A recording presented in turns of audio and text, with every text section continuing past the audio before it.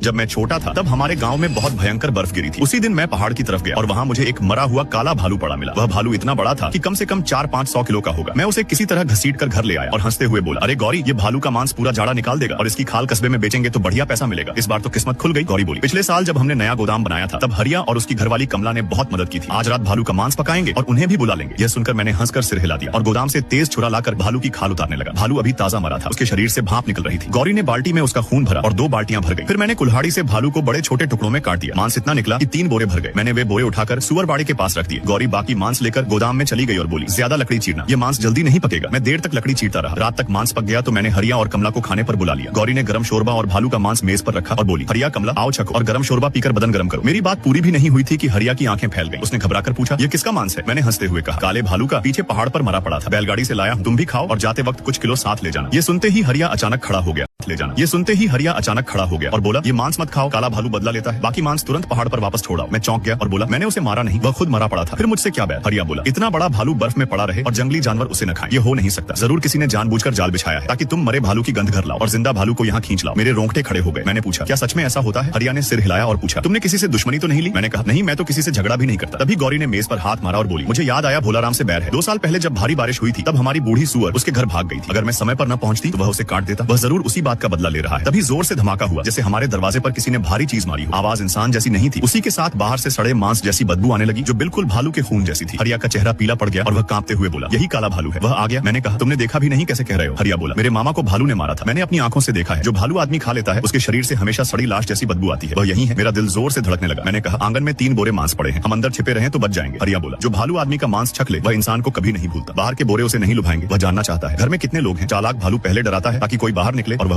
जोरदार धमाके होने लगे जैसे दरवाजा टूट जाएगा। हरिया चिल्लाया, जल्दी दिया बुझा दो, उसे मत दिखाओ कि हम अंदर हैं। मैंने तुरंत दिया बुझा दिया और घर अंधेरे में डूब गया। बस चेहरों की हल्की परछाई दिख रही थी। कमला घबराकर बोली, मेज पर भालू का मांस रखा है, अब क्या करें? मैंने कहा, मैं इसे गोदाम में रख आता हूँ और थाली उठाने लगा। तभी हरिया ने मेरा हाथ पकड़ लिया और बोला, बाहर मत निकलो, वह दरवाजे तक आ चुका है। अब मांस फेंकने से भी कुछ नहीं होगा। जरूर यह सब भोलाराम की चाल है। वह जानबूझकर हमारे घर से बदला लेना चाहता है। हमारे गाँव के लोग सीधे सादे खेती करने वाले हैं। सिर्फ रघुवीर ही आलसी है, बंदूक लेकर पहाड़ों में शिकार करता फिरता है। वह मरा हुआ भालू उसी ने मारा होगा। दादी इतना ही बोली थी कि बाहर फिर जोर से धमाका हुआ। मेरे दिल में डर बैठ गया। मैंने कभी जिंदा भालू नहीं देखा था। तभी आंगन के फाटक पर रघुवीर की आवाज आई, काका दरवाजा खोलो, फावड़ा लौटाने आया हूँ। मैं कुछ पल के लिए जड़ हो गया। सतीश से पूछा, ये क्या हो रहा है? रघुवीर बाहर कैसे है? सतीश बोला, नहीं हो सकता, जो बदबू थी वह भालू की ही थी, दरवाजा भी उसी ने पीटा था। रघुवीर बाहर कैसे खड़ा हो सकता है? मैंने कहा, कहीं तुमसे गलती तो नहीं हुई? जो बदबू थी वह मरे हुए भालू की भी हो सकती है। सतीश बोला, आदमखोर भालू के शरीर से सड़ी लाश जैसी बदबू आती है, मैं उस गंध को पहचानता हूँ। तुम्हारे आंगन में जो भालू काटा गया था उसमें वह बदबू नहीं थी, फिर बाहर रघुवीर कैसे है? अगर सच में भालू फाटक पर होता तो रघुवीर जिंदा आवाज नहीं दे पाता। सतीश कुछ देर सोचता, तुम्हारे आंगन में जो भालू काटा गया था उसमें वह बदबू नहीं थी, फिर बाहर रघुवीर कैसे है? अगर सच में भालू फाटक पर होता तो रघुवीर जिंदा आवाज नहीं दे पाता। सतीश कुछ देर सोचता रहा, फिर बोला, गड़बड़ है, भालू जरूर कहीं छिपा है, वह चाहता है कि हम दरवाजा खोलें। रघुवीर खतरे में है। दादा ने कहा, अब क्या करें? उसे अंदर बुला लेते हैं, फिलहाल यही रास्ता है। दादी बोली, वह आदमी ठीक नहीं है, शायद वही मरा। भालू हमारे लिए जाल था। दादा बोले, एक ही गाँव के हैं, क्या उसे मरने के लिए छोड़ दें? उसके बाप से मेरे अच्छे संबंध थे, वह अकेला बेटा है, उसे यूं नहीं मरने देंगे। यह कहकर दादा ने बाहर आवाज लगाई, रघुवीर दीवार फांद कर अंदर आ जा, घर में लोग बैठे हैं। रघुवीर बोला, काका झूठ मत बोलो, तुम्हारे घर में तो दिया भी नहीं जल रहा, कितने लोग हैं दिखाओ। दादा कुछ कह पाते उससे पहले वही सड़ी बदबू फिर फैल गई। सतीश चिल्लाया, जल्दी अंदर आ जा, हम सब यही हैं। सतीश भी है। रघुवीर बोला, अच्छा आता हूँ। वह दीवार फांद कर अंदर कूद आया। दादा ने जल्दी से दरवाजा खोल दिया और बोले, अंदर आजा। रघुवीर मुस्कुराता हुआ भीतर आया। आते ही उसकी नजर मेज पर रखे भालू के मांस पर गई। वह अजीब मुस्कान के साथ बोला, अच्छा तो चोरी छिपे दावत चल रही है? काका मैं भी भूखा हूँ, मेरे लिए भी थाली लगा दो। सतीश बोला, ये मांस मत खा, अभी फाटक पर भालू खड़ा था। रघुवीर हंसकर बोला, कौन सा भालू? मैंने तो कुछ नहीं देखा, बदबू भी नहीं आई, मेरी नाक कमजोर है। यह कहकर उसने मांस उठाने को हाथ बढ़ा। सतीश बोला, ये मांस मत खा, अभी फाटक पर भालू खड़ा था। रघुवीर हंसकर बोला, कौन सा भालू? मैंने तो कुछ नहीं देखा, बदबू भी नहीं आई, मेरी नाक कमजोर है। यह कहकर उसने मांस उठाने को हाथ बढ़ाया। सतीश ने रोका, यह मत खा, जान प्यारी नहीं है क्या? रघुवीर बोला, एक भालू कई 100 किलो का होता है, मैं 2 टुकड़े खा लूंगा तो क्या फर्क पड़ेगा? काका तुम कंजूसी मत करो। दादी ने गुस्से में पूछा, सच बता, पहाड़ पर जो मरा भालू मिला वह तूने मारा था? तूने जानबूझकर हमें फंसाया है। रघुवीर बोला, काकी मैंने सच में कुछ दिन पहले एक भालू पर गोली चलाई थी, वह भाग गया, ये नहीं जानता कि तुम्हें जो मिला वह वही था या नहीं। दादी बोली, वही था, उसी की वजह से जिंदा भालू नीचे आए हैं, तू हमें मरवाना चाहता है। रघुवीर बोला, यह इल्जाम मत लगाओ, तुमने मुफ्त का मांस पाया और अब मुझ पर दोष लगा रही हो, मैंने कोई जिंदा भालू नहीं देखा। दादी गुस्से में कांपने लगी और बोली, भालू फाटक पर ही था। रघुवीर बोला, मुझे तो कुछ नहीं दिखा, तुम लोग वहम में हो। यह कहते समय उसकी नजर सतीश पर थी। सतीश बोला, मुझे घूर मत, मैं झूठ नहीं बोल रहा, अगर सच में भालू बाहर होता तो तू जिंदा नहीं आता, बदबू अभी भी है, वह कहीं छिपा है। दादा ने पूछा, अगर बाहर भालू ना निकला तो? सतीश चुप रहा। दादा बोले, रघुवीर तू कहता है हमने फायदा उठाया है, अगर बाहर भालू नहीं निकला तो आंगन में पड़े 3 बोरे मांस के तू ले जाना, तू पूरी सर्दी खाएगा। काकी तुमने ही कहा था अगर आंगन के फाटक पर भालू नहीं निकला तो तुम और सतीश मिलकर ये सारा भालू का मांस मेरे घर पहुंचाओगे। रघुवीर मौत मत बुला, भालू यहीं आसपास है और वह आदमी खा चुका है, बहुत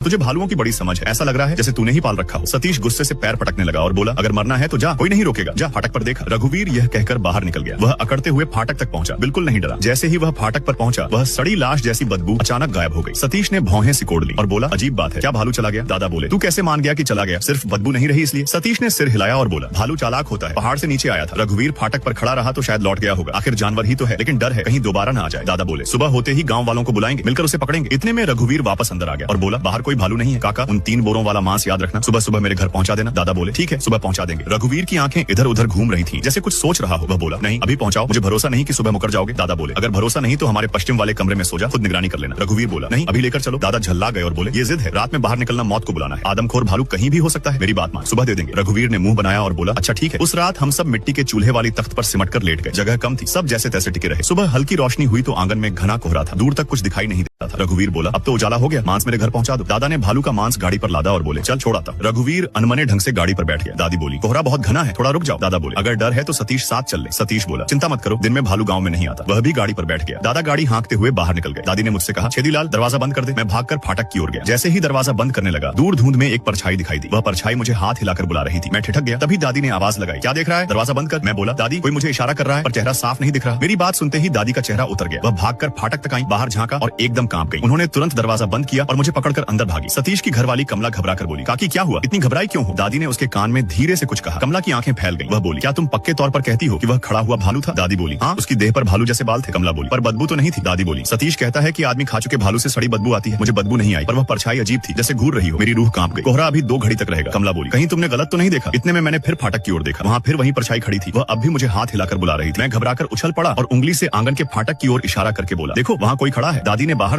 देखा, वहाँ फिर वही परछाई खड़ी थी। वह अब भी मुझे हाथ हिलाकर बुला रही थी। मैं घबराकर उछल पड़ा और उंगली से आंगन के फाटक की ओर इशारा करके बोला, देखो वहाँ कोई खड़ा है। दादी ने बाहर देखा तो सच में वह परछाई बार बार हाथ हिला रही थी। दादी हिम्मत करके बोली, कौन है, जवाब दे। बाहर से कोई आवाज नहीं आई। वह साया बस इशारा करता रहा। दादी फिर बोली, अगर इंसान है तो बोल, डर क्यों रहा है? पर बाहर सन्नाटा ही रहा। सतीश की घरवाली कमला कांपती हुई बोली, काकी अंदर चलो, कोहरा छौटे तब देखेंगे। हम सब जल्दी से भीतर आ गए। कमला थर थर कांप रही थी और बोली, काकी वह साया भालू जैसा लग रहा था। उसके इतना कहते ही बाहर से फिर जोर जोर से दरवाजा पीटे जाने की आवाज आई। दादी बोली, गड़बड़ है, एक और भालू आ गया लगता है, पर भालू का मांस तो पहले ही भेज दिया, फिर यह कैसे आ गया? दादी का चेहरा उतर गया। वह बोली, जानवर आग से डरता है, मैं बाहर आग जलाती हूँ। कमला ने उनका हाथ पकड़ लिया और बोली, मत जाओ, भालू बहुत ताकतवर होता है, अगर घुसना चाहे तो रोक नहीं पाएंगे, भीतर ही रहो। दादी बोली, कोहरा बहुत घना है, अगर वह अंदर आ गया तो बचना मुश्किल है। यह कहकर वह बाहर निकल गई। उन्होंने गोदाम से सूखी लकड़ियां निकाली और उन पर तेल डाल दिया। तभी जोर की आवाज के साथ फाटक टूटकर खुल गया। अब वह परछाई साफ दिखी। वह चौड़ी देह और मोटे पैरों वाला विशाल भालू था। दादी चिल्लाई, अंदर भागो, सच में भालू है। दादी ने कांपते हाथों से माचिस जलाई और लकड़ियों में आग लगा दी। पल भर में लपटें उठी और कोहरा थोड़ा हट गया। भालू आग देखकर पीछे मुड़ा और भाग गया। दादी जल्दी से भीतर आई और दरवाजा बंद कर लिया। वह बोली, हमारे गांव में बरसों से भालू नहीं दिखे, अब अचानक इतने क्यों? कमला बोली, मैंने सुना है कुछ शिकारी मादा भालू मारकर उसके बच्चों को पालते हैं, बड़े होने पर उनकी खाल और मांस बेचते हैं। दादी बोली, ये सब झूठ है, भालू को कौन पाल सकता है, वह तो आदमी को ही खा जाएगा। कमला बोली, अगर बचपन से भूखा रखो और जंजीर में बांधो तो वह पालने वाले से डरने लगता है। दादी बोली, पर हमारे गाँव में इतना अनाज कहाँ की भालू पाला जाए, खासकर सर्दियों में तो लोग खुद भूखे रहते हैं। कमला अचानक बोली, अगर किसी ने लोगों को ही चारा बनाया हो तो? हमारे गाँव में बंदूक सिर्फ रघुवीर के पास है, वह रोज पहाड़ पर जाता है, कहीं वही तो भालू नहीं पाल रहा। दादी घबरा उठी और बोली, दादा और सतीश खतरे में है, गाँव वालों को बुलाओ। हम सब मशालें लेकर रघुवीर के घर की ओर भागे। दादी चिल्लाती जाती, बाहर आओ, बड़ा अनर्थ हो गया, भालू आदमी खा रहा है। उनकी आवाज सुनकर गांव वाले निकल आए। दादी बोली, रघुवीर के घर में भालू पाले गए हैं, चलो उसके घर। लोग हैरान होकर बोले, काकी क्या कह रही हो, उसके घर में तो खाने को नहीं, भालू कहाँ से पालेगा? दादी बोली, अभी समझाने का समय नहीं, अगर देर हुई तो सतीश और दादा नहीं बचेंगे। सब लोग उसके घर की ओर चल पड़े और जब पश्चिम टोले पहुंचे तो घर खाली मिला। कोई बोला, वह तो आधी पहाड़ी पर झोपड़ी बनाकर रहता है, वहीं होगा। दादी बिना कुछ बोले पहाड़ी की ओर दौड़ पड़ी। हम सब पीछे गए। वहाँ पहुंचकर देखा कि रघुवीर आंगन में भालू का मांस पका रहा था। हमें देख वह चौंका और बोला, सब लोग यहाँ क्यों आ गए? दादा और सतीश तो नीचे चले गए। दादी ने उसका गला पकड़ लिया और बोली, झूठ मत बोल, तू भालू पालता है, बता वे कहाँ है, क्या उन्हें भालू को खिला दिया? रघुवीर हंस पड़ा और दादी को धक्का देकर बोला, काकी पागल मत बनो, वे दोनों नीचे जा चुके हैं, मैंने कोई भालू नहीं पाला, मेरे पास इतना धन कहाँ कि भालू पालू। रघुवीर तू जानवर है, तू जिंदा इंसानों को भालुओं के आगे डालता है। जैसे ही हरिया की औरत कमला ने यह कहा, गाँव वालों की आंखें फटी की फटी रह गयी। सबके चेहरों पर डर साफ दिख रहा था। रघुवीर गुर्राया, किसने देखा मुझे भालू पालते हुए? अगर मेरे घर में भालू मिल जाए तो मेरी जान ले लेना। कमला गुस्से में आंगन में इधर उधर खोजने लगी, पर कई बार देखने पर भी कहीं कोई बड़ा भालू नहीं मिला। रघुवीर ठंडी हंसी हंसा और हांडी में उबल रहा भालू का मांस बाहर निकाल लाया। वह बोला, लो अभी अभी पका है, कोई चखेगा क्या? जब वह बोल रहा था तो मैंने देखा उसकी गर्दन में एक सीटी लटकी हुई थी। मैंने ऊंची आवाज में कहा, हमारे गांव में कोई भालू पाल रहा है, सर्दी में पहाड़ पर खाने को कुछ नहीं होता, इसलिए भालू नीचे आकर इंसान खाता है, अगर भालू नहीं पकड़ा गया तो गाँव में चैन नहीं रहेगा। मेरी बात पूरी भी नहीं हुई थी कि रघुवीर का चेहरा बदल गया। वह झुंझलाकर बोला, जो कहना है बाहर जाकर कहो, मेरे आंगन में खड़े होकर मुझे मत सिखाओ। इतने में जंगल की तरफ से भालू की दहाड़ सुनाई दी। आवाज गहरी और भारी थी, सुनते ही लोगों के पैरों तले जमीन खिसक गई। पर रघुवीर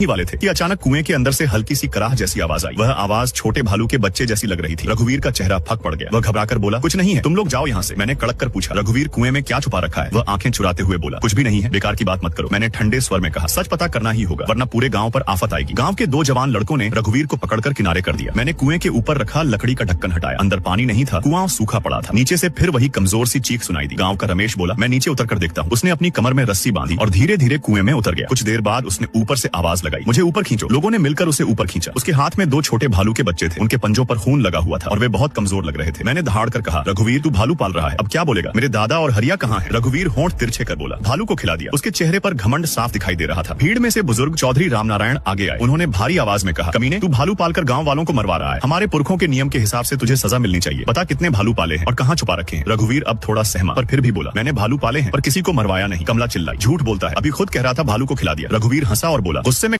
पेड़ों के बीच से 2 बहुत बड़े भालू निकलकर सामने आ गए। दोनों का वजन 700-800 किलो से कम नहीं होगा। गांव वाले उन्हें देखकर सहम गए। रघुवीर चिल्लाया, ये मेरे पाले हुए भालू हैं, जिंदा इंसान खाना पसंद करते हैं, अब कोई नहीं बचेगा। इतना कहते ही दोनों भालू झपटकर भीड़ की तरफ दौड़े। लोग चीखते हुए इधर उधर भागने लगे। चौधरी रामनारायण वहीं खड़े होकर बोले, भागो मत। पर बात पूरी होने से पहले ही एक भालू ने उन पर पंजा मारा और उनकी गर्दन तोड़ दी। मैं डर से कांपने लगा। मेरे पैरों ने जवाब दे दिया। मेरी दादी ने मुझे गोद में उठाया और पहाड़ी की तरफ भागने लगी। मैंने पीछे देखा, दोनों छोटे भालू जमीन पर पड़े थे। मैं चिल्लाया, दादी छोटे भालू को भी साथ ले चलें क्या? दादी बोली, उन्हें लेकर क्या करेगा? मैंने कहा, वे मर जाएंगे। दादी कुछ नहीं बोली। मैं दोनों छोटे भालू के बच्चों को उठाकर अपनी छाती से चिपका लिया। दादी ने मेरी बात का कोई जवाब नहीं दिया। वह मुझे सीने से चिपकाए जान बचाकर भागती रही। जब हम पहाड़ के नीचे पहुंचे तो गांव वाले सब कांप रहे थे। कोई बोला, अब गांव में रहना मौत को बुलाना है। रघुवीर पागल हो गया है, उसने 3-3 भालू पाल रखे हैं, वह पूरे गांव को खिला देगा। दूसरा बोला, जल्दी कस्बे की तरफ भागो। कुछ लोग बोले, बैलगाड़ी ले चलो। पर किसी ने कहा, अब गाड़ी का इंतजार करने का समय नहीं है, पहले जान बचाओ। हम सब भागते हुए पहाड़ी की तरफ चढ़ने लगे। आधा पहाड़ चढ़ते चढ़ते रात हो गई। सबकी सांस फूल चुकी थी। कोई बोला, अब एक कदम भी नहीं चला जाता, थोड़ी देर यहीं बैठते हैं। सब लोग जमीन पर बैठकर हांफने लगे। दादी ने मुझसे कहा, छेदीलाल, उन भालू के बच्चों को फेंक दे। मुसीबत। सबके चेहरे पर दहशत छा गई। किसी ने कहा, भालू पास आ रहा है, भागो। एक आदमी बोला, मुझसे अब भागा नहीं जाता, मैं पेड़ पर चढ़ता हूँ। दूसरे ने कहा, भालू पेड़ पर भी चढ़ जाता है। पर वह बोला, मैं पतली डाली पर चढ़ूंगा, इतना भारी भालू ऊपर नहीं आ पाएगा। वह पेड़ पर चढ़ गया। कुछ जवान लड़के भी पेड़ों पर चढ़ गए। नीचे बूढ़े लोग ही बचे। 70 साल के जगदीश काका थककर पेड़ के तने से टिक गए और बोले, अब जो होगा देखा जाएगा। बदबू और तेज होती जा रही थी। दादी मुझे उठाकर जंगल की तरफ और भीतर भागने लगी। अचानक पीछे से चीखें सुनाई दी और पेड़ों के टूटने की आवाज आई। भालू हमला कर चुका था। मैं डर से कांपने लगा। हम न जाने कितनी देर भागते रहे। धीरे धीरे वह बदबू गायब हो गई। सुबह होने लगी और जंगल में फिर घना कोहरा छा गया। दादी बोली, बस थोड़ा और, कस्बा पास होगा। इतने में मैंने कोहरे में एक परछाई देखी। देखते ही देखते वह साफ हुई और सामने एक सीधा खड़ा भालू था। उसके शरीर से कोई बदबू नहीं आ रही थी। उसकी नजर मेरे हाथों में पकड़े छोटे भालू के बच्चों पर थी। दादी घबराकर बोली, छेदीलाल, जल्दी उन्हें नीचे रख दे, ये उनकी माँ होगी। मैंने कांपते हाथों से दोनों बच्चों को जमीन पर रख दिया। मादा भालू धीरे धीरे उनके पास आई और उन्हें सूंघने लगी। मैं सांस रोके खड़ा रहा। उसने दोनों बच्चों को मुंह में दबाया और कोहरे में गायब हो गई। मैंने राहत की सांस ली। दादी बोली, अभी मत रुको, आगे बढ़ो। हम थोड़ा ही आगे बढ़े थे कि फिर वही सड़ी लाश जैसी बदबू हवा में फैल गई। मैंने दादी की धोती कसकर पकड़ ली और बोला, दादी, वह आदमखोर भालू फिर आ गया। इतने में जोरदार दहाड़ सुनाई दी। 700-800 किलो का विशाल भालू हमारे सामने आ खड़ा हुआ। उसके साथ रघुवीर भी था। रघुवीर हंसते हुए बोला, काकी, मेरे भालू अभी भूखे हैं, तुम लोग बच नहीं पाओगे। भालू के मुंह पर ताजा खून लगा था। उसकी आंखें चमक रही थी। वह लार टपका रहा था। दादी अचानक घुटनों के बल बैठ गई। वह रोते हुए बोली, रघुवीर, मेरे पोते को छोड़ दे, मेरी जान ले ले, वह अभी 8 साल का है। दादी उसके आगे सिर पटकने लगी। रघुवीर हंसते हुए बोला, गांव वाले मुझे नीचा समझते थे, पीठ पीछे गालियां देते थे, अब सबको कीमत चुकानी पड़ेगी। कुछ लोग मर जाएं तो क्या? उसने भालू की पीठ थपथपाई। भालू हमारी तरफ बढ़ने लगा और गुर्राने लगा। मेरे पैरों ने जवाब दे दिया। उसी वक्त झाड़ियों से वही मादा भालू निकल आई। वह उस आदमखोर भालू के सामने आकर खड़ी हो गई। वह उससे भी बड़ी और ताकतवर थी। रघुवीर चिल्लाया, पागल हो गई है क्या? इन्हें खा ले, नहीं तो तेरे बच्चों को मार डालूंगा। इतना सुनते ही मादा भालू ने झपटकर रघुवीर का हाथ अपने दांतों में जकड़ लिया। रघुवीर दर्द से चीखता हुआ जमीन पर गिर पड़ा। मादा भालू ने फिर आदमखोर भालू की तरफ देखा। वह कुछ पल ठिठका, फिर मुड़कर जंगल की तरफ चला गया। मादा भालू रघुवीर का हाथ पकड़े उसे घसीटते हुए जंगल में ले गई। रघुवीर की चीखें दूर तक सुनाई देती रही। दादी ने मुझे कसकर उठाया और हम जान बचाकर कस्बे की तरफ भागते रहे। उस रात गांव के ज्यादातर लोग भालुओं का शिकार हो गए। उस दिन के बाद दादी मुझे लेकर कस्बे में बस गई और हम फिर कभी अपने गांव वापस नहीं